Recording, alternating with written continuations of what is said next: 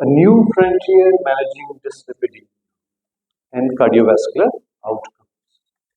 So what we'll do, we'll go through these major points. We all know that statins are the first line agent for reducing LDL levels. And they are gold standard.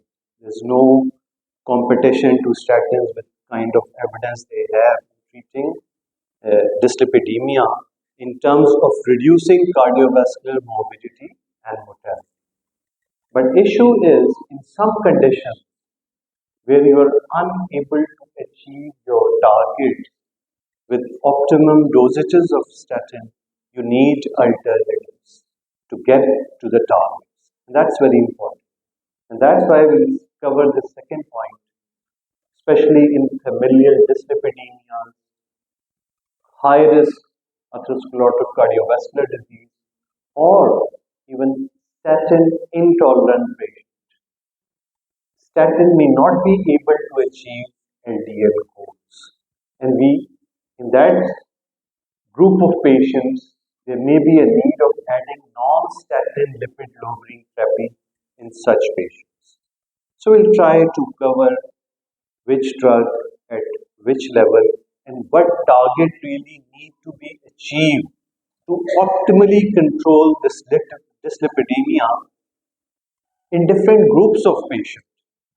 So let's see, and I'm starting with three common scenarios which we face in our daily routine practice and would like you to answer yourself that what will be your strategy to take care of this clinical scenario in terms of managing LDL levels or dyslipidemia.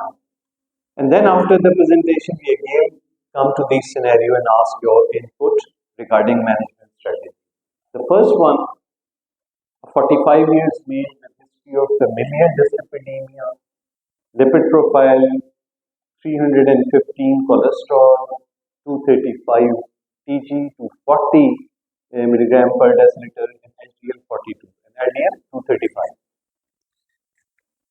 Second, a 60-year smoker, diabetic, hypertensive male, lipid profile showed cholesterol, LDL 160, triglyceride 250, and HDL of 42. Started having muscle pains on Rizuva 20 with raised CPK. So what to do next? What should be the target and how to achieve that? And the third one, a 44 years diabetic male, extensive anti-volume 2 months back, lipid profile shown, raised cholesterol, raised LDL, and HDL. So these are the frequent kind of scenarios we face in our daily routine practice. Let's go through the subject and then come again to these scenarios to address how to take care of them. This is a busy algorithm of 2018 ACC guidelines. So what I'll do, I'll just take important part from there and will show you the kind of classification of these different patient groups and their target which were there in 2018 guidelines. But within 4 to 6 years, what kind of changes you have in terms of targets of LDL in different groups, and then how to achieve them. That's why we are having these new added medication, because now the targets are very strict, especially for high-risk patients. When we say primary and secondary prevention, we all know that till the disease isn't come to the surface, we are considering that particular patient as primary prevention. And whenever he had event, he's come into the group of secondary prevention. But now we are using different modalities to assess patient risk at the stage of that primary prevention.